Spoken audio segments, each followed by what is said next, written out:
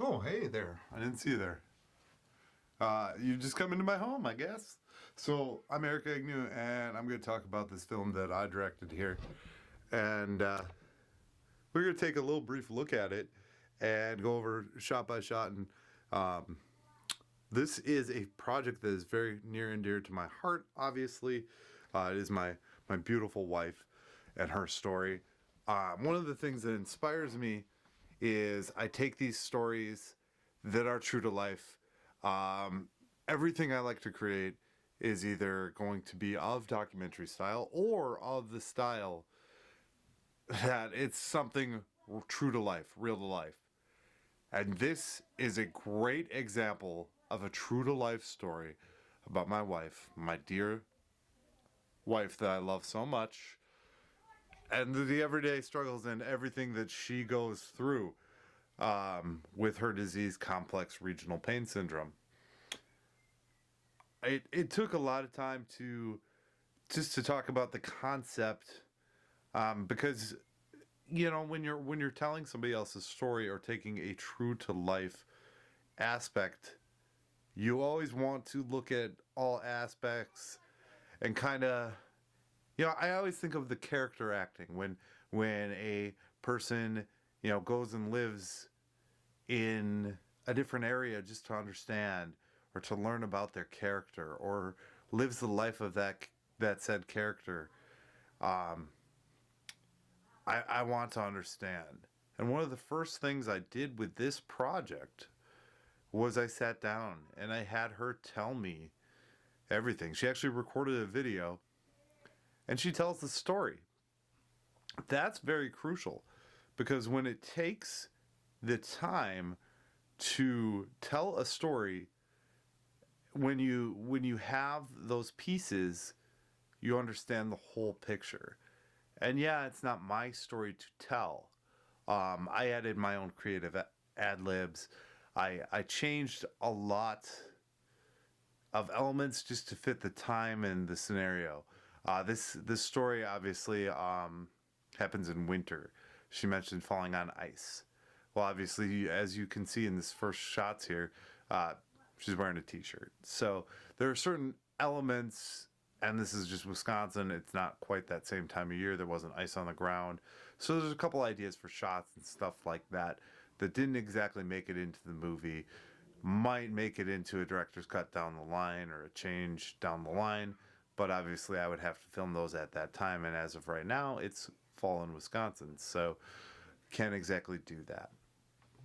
One obvious piece here of compiling this project was, how are you going to tell a story of someone who's already injured and be able to relay a fresh message? And that was the biggest thing for me, was making it fresh and still being able to tell the story. Obviously, there's some elements here in this story that, without being said, I mean, doctor's offices, doctor's visits, those are going to be really hard to film.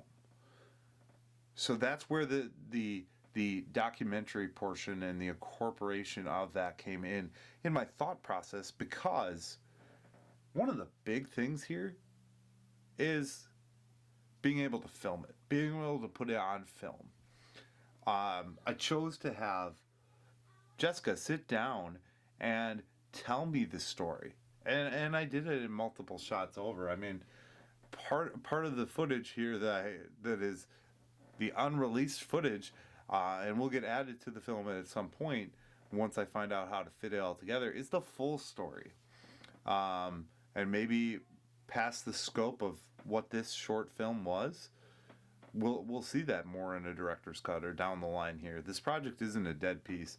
I think there was a point here where we talked about, we never finish a film.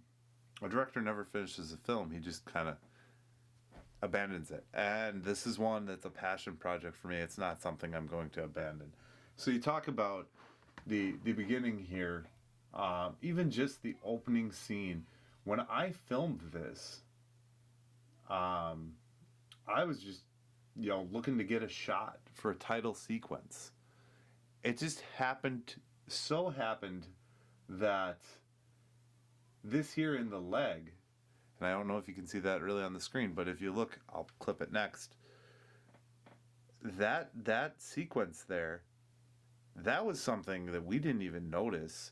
I mean, obviously you live with these corrected feet, ankles, reconstructions, and you just, yeah, that's a fact of life. But once we reviewed these back after shooting them, we were surprised to see the bow in her leg as she walked and just how she walked. That's kind of a key element there, and that wasn't an intended fact of the creative. That just happened. That was just there, and it really speaks to just, and now this is 7 years into this disease, what's happened and what we've done so far and what we've gone through. So that's where our open comes in. And then as you follow through, you know, the next step, the accident. I already mentioned in the prior take here that it was a very improbable and impossible feat to film someone falling. You can do it, but stuntmen and stuff like that, obviously that, and for someone who's already had that trauma to the limb and the way she walks here, obviously you see in this first shot, it couldn't have been done. It couldn't have been replicated. Yes, I could have filmed her on the ground, but again, due to weather, there was no ice, so that just didn't work. One of the next stages here of this project was coming up with something that was believable, that told the story.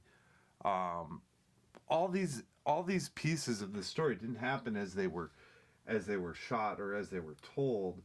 That's where, as I said, I had to get creative and tell the story.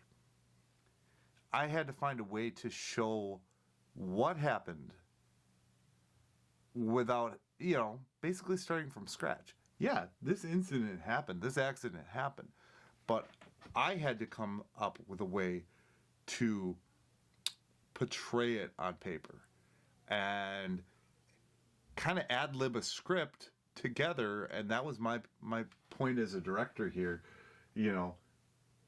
These things may have happened in a certain way and may have not been exactly as filmed because of the story. I mean, when you make a true life story, or when you see a true life story, certain elements and certain things have to be made ready for film. And that was the key with the car shots. Obviously, this was more of a warm day when this was shot, so she's not bundled up in a winter jacket. Jessica had a good portion of creative control on her script because she wanted to tell her story her way. I ad-libbed and changed a few things, but she did go through this here with me, and we worked together to come up with a script that made sense to what she told in her story. Like I said, if you look at these clips, the clips that I showed in the beginning of this film here, there's pieces and elements of her story that I had to incorporate because that was the story as it happened. Now, she has more details. I had to creatively put as many details as I could to fit within the time limits of this script. And a lot of this was we put a basic script together and then we expanded upon it. When you're acting or telling a true life story and you're acting it out, there's certain elements that you're not going to be able to tell. And you can see the pain on her face. Now, that's not the pain that she felt that day. That's the pain that she feels all the time. I had no control over that. So a little of the acting came out naturally in the effect of what she has and had happen at that time. So my wife is a very strong woman. She acts not in pain all the time. And I think here in this, as you watch this, I think you'll see that her pain is actually real. And you can see it in her face here. And again, I went with an angle here. I tried a couple different car shots. I thought about interior, but it just, I wasn't getting the right look, and the camera just didn't set up right for me. So I thought this frontward facing shot, window open, obviously, to get the audio. I mean, I thought about playing with putting the mic in and playing through the glass, but I wasn't going to get the effect I wanted, so that idea got scrapped pretty quick. Me, office shot, that's my current studio office.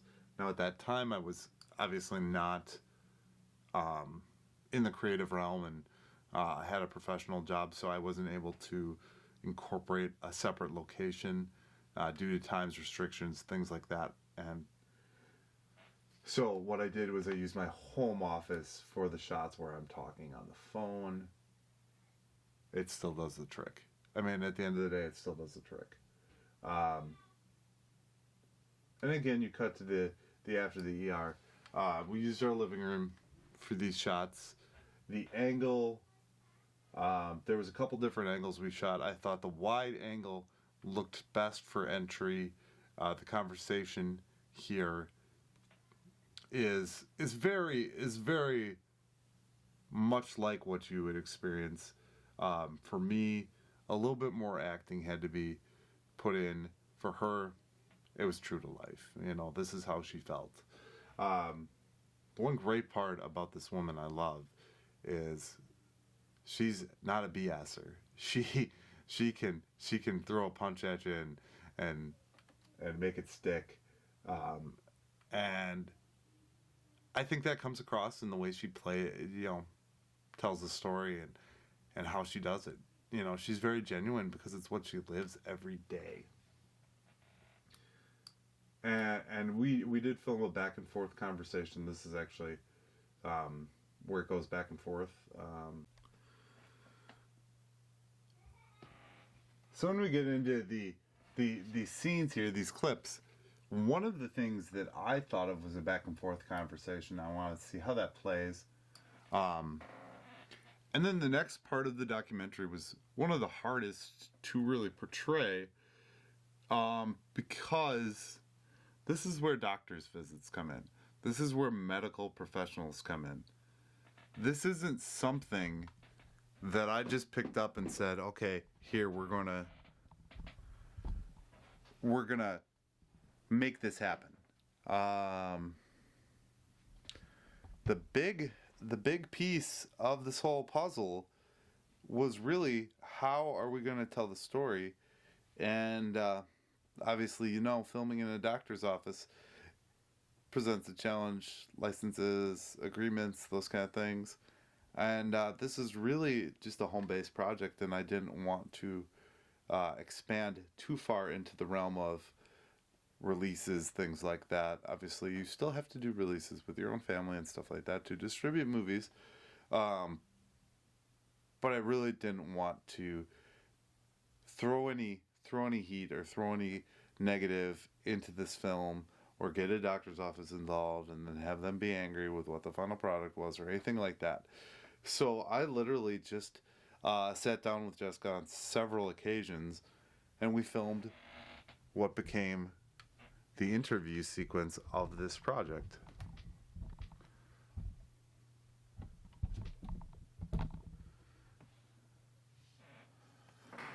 And when I filmed this interview sequence here, this is raw emotion right here. This is what she feels. And it's hard to really edit down or change what someone feels about their own story, and I didn't think it was necessary. I think between her and I gave prompts and said, hey, this is the part that I want you to talk about. And again, she had already referenced me with that video of the story, and that was really a key piece here. You're going to see the different pieces here that I put together as a behind the scenes reel and a behind the scenes take. But if you look at these shots here, and you just say, okay, look at the pain on her face. Now, the other complicated piece of this story is, with a person in this much pain, it's very hard to film. Most of her parts are sitted down, and the reason that is because I know she can't stand for extended periods of time. So if you look at all the shots of Jessica, most of the time she's sitting, and those were incremental and part of the story. Just my little pieces there that I kind of added. She talks about her surgery. Now, you'll see in other pieces of this that surgery is a common thing, and obviously, like I said,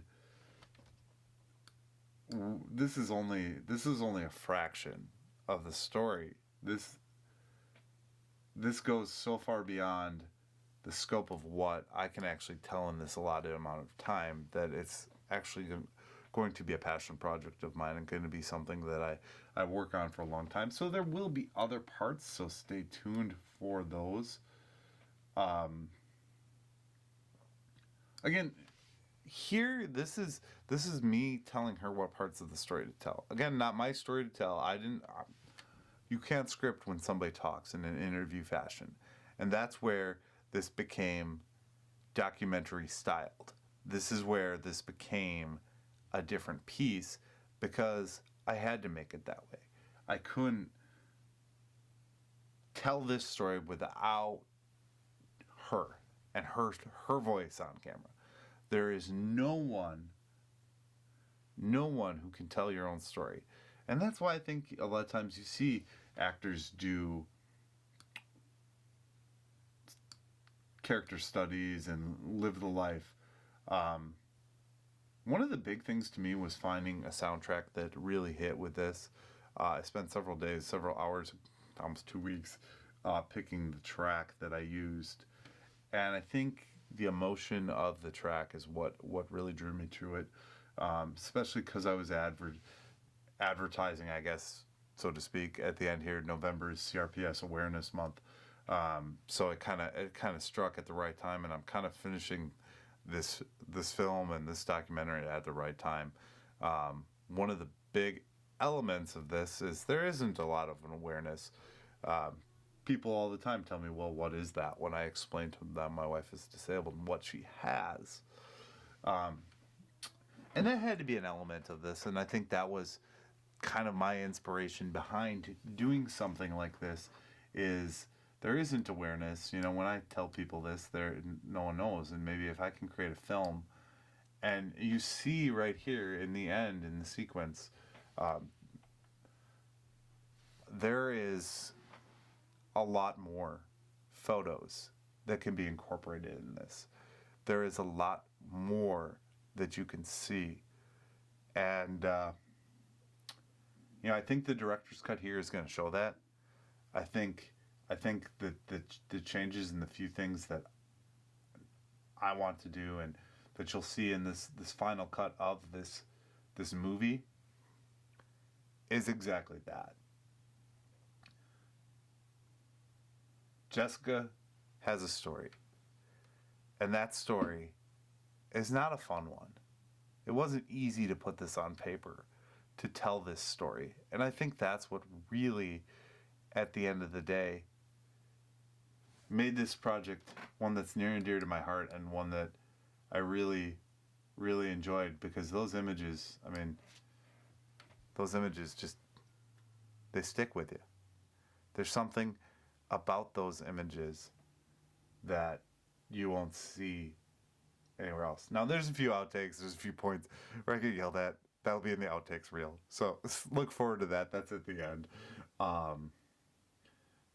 The sarcasm of my wife, you know, just it's the fun of this video. So that's the other fun we had, because you kind of, in a serious situation like this, you kind of have to try and make it as fun and as enjoyable as possible. So, without further ado, here is my director's cut, re-edited, remastered from the original, and I hope you like it. There's a lot in here. I've already kind of incorporated some of the other elements, but I think you'll really like this version of the story. The story in itself of a whole is really a solid piece, and I hope you enjoy watching it. Thanks for stopping by. Nobody goes into a surgery to repair a broken toe expecting to come out with a life-changing pain disease.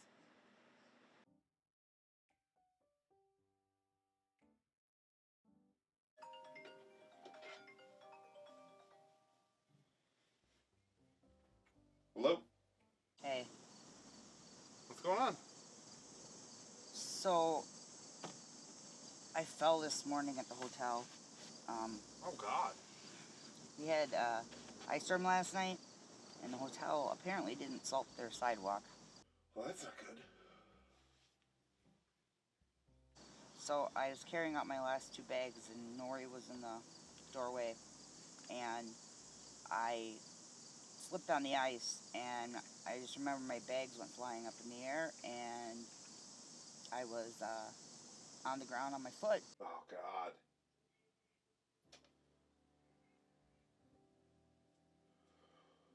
Okay. And so now I can hardly walk, and my foot's so swollen I can't get my shoe back on. And so I don't know. They wanted me to go to the urgent care there, but I was like, no, I just want to get this over with. So I got through my training, and now I'm going to be heading home, and I can't even get my shoe back on. It hurts so bad.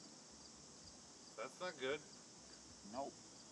Is it, I mean, do you think it's broken, or? No, I don't know. It hurts. I can't put any pressure on it.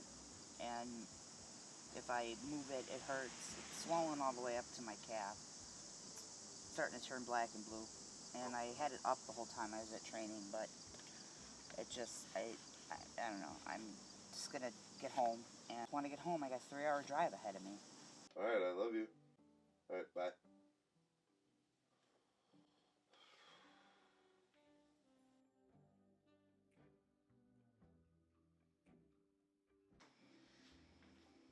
So how'd it go? Well, they said it's just sprained. I don't know. Doesn't feel like that though. It really hurts, and they said I should be fine in a couple of days. So, I mean, Do you get to go back to work? yeah, I go back to work tomorrow.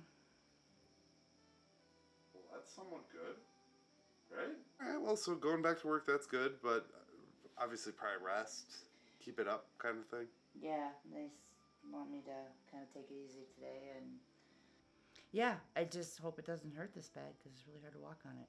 So we'll relax the rest of the day and just take it easy. Hopefully tomorrow we'll feel a little bit better and get better throughout the week. Hopefully, that's what they said. All right.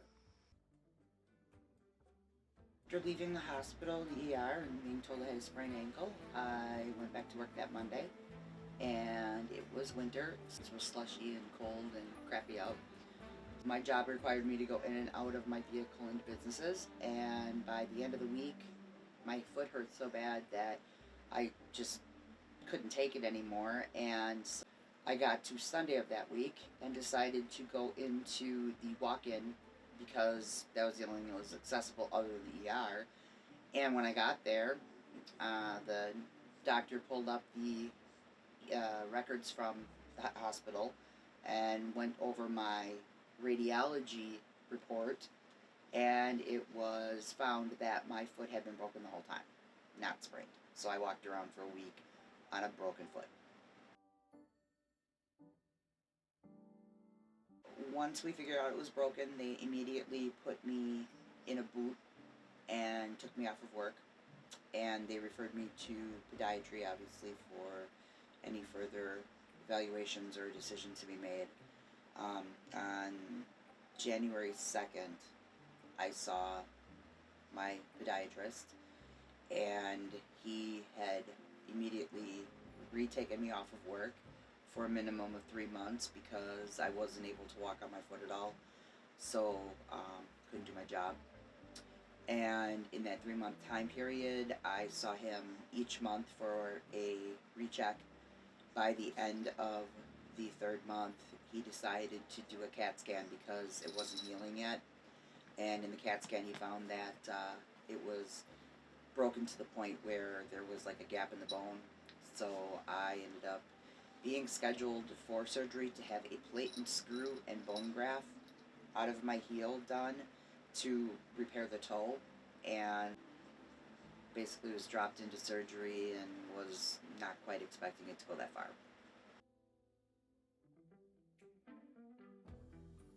My surgery on March 17th of 2014, I felt pretty good after I left the clinic and thought I was going to be okay. I had a cast on, so I really had no idea what had happened. Next morning I woke up, and I woke up screaming, and I was in so much pain I couldn't breathe. I called the doctor, and I was told, oh, it's probably post-op swelling, don't worry about it. The pain got worse and worse throughout that week. I remember even making a Facebook post, and my cousin, who is an ICU nurse, came on and told me that I should be checked for compartment syndrome because it sounded like that's what I had. So the week after, I went in for my post-op, and they removed the cast, and the first thing out of the nurse's mouth was, oh, that's not good. My whole foot came out of the cast and flopped sideways. It was bright red, purple, gray. It was excruciatingly painful. And so they, the podiatrist had said it looked like I possibly had something called CRPS, or complex regional pain syndrome. He immediately set me up with pain management because he needed like a confirmation of the dose of the diagnosis. And about 2 months later, it was confirmed that I did have complex regional pain syndrome. I couldn't keep a cast on after that point because it was too painful, and so I was in a walking boot the whole time, the rest of my recovery. So that's kind of how things began with the CRPS. It was pretty immediate the week after.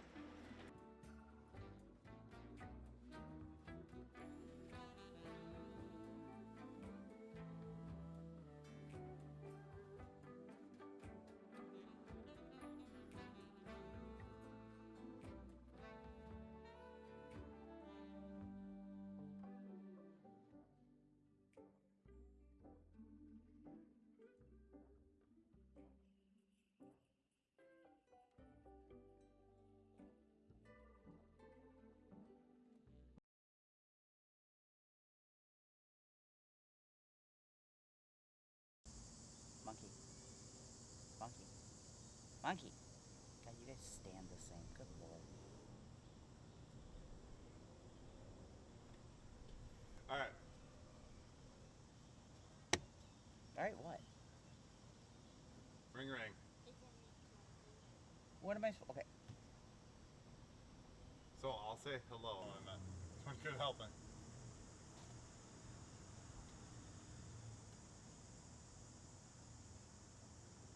All right. Just act like you're adjusting stuff. What do you mean?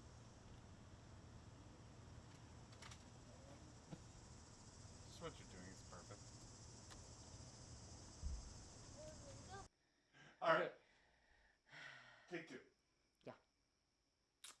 Yeah. So what did they say?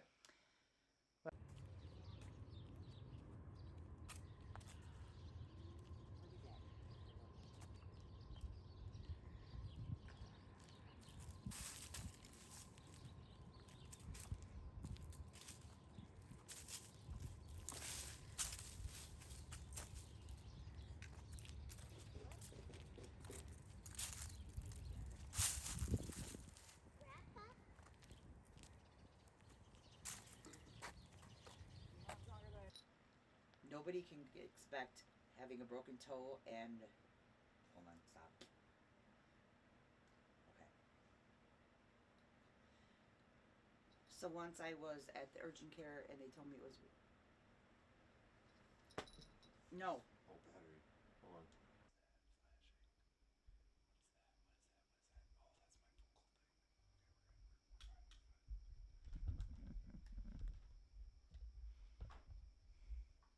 Last one, and you are done, sweetheart. 3:30 a.m. I know, I'm sorry. Alright, there you go.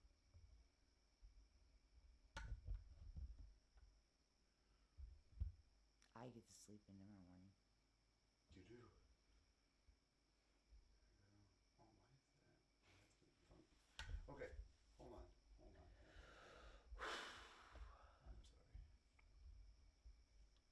Yeah, 5-hour energy wore off.